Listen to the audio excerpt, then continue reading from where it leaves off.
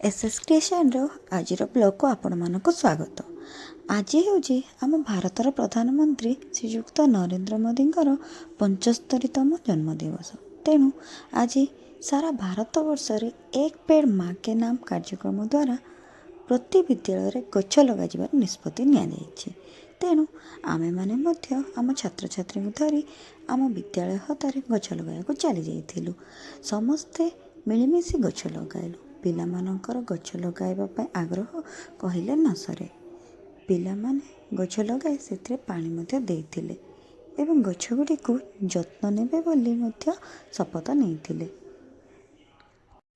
आजिर समय पाणीपाग बदलिबार कारण हेउछि जंगल क्षय।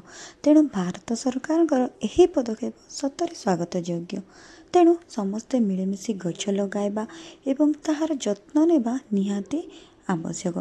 तेणु यार महत्व विषय पिलामानंकु मध्य बुझाइबा निहाती आवश्यक, कारण से माने होचंती आगामी जुगर भविष्यतर।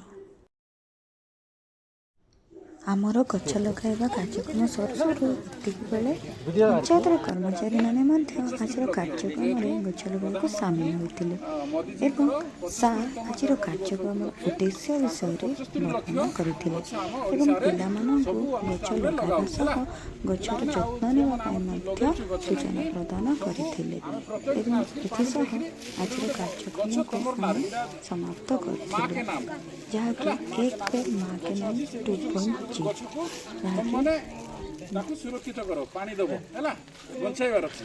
आउ गछ जदि बंचिबो परिवेश आमर सफा रहइबो एवं आमर स्वास्थ्य ठीक रहइबो हैला। आउ सबुज हबो आमर पृथ्वी आउ परिवेश सब ठीक ठाक रहले आमे मानव जगत बंची रहइबो, नहिले बहुत असुविधा अछि हैला। सेति पय आमे समस्त गुटे गुटे गछ आमे लगाइबा। धन्यवाद। आज ब्लॉग टी को मुझे रखुच्छी। पुणी देखा हम नुआ ब्लॉग रे।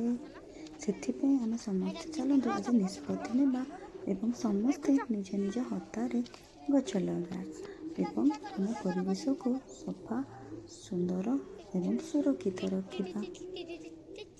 जय जगन्नाथ।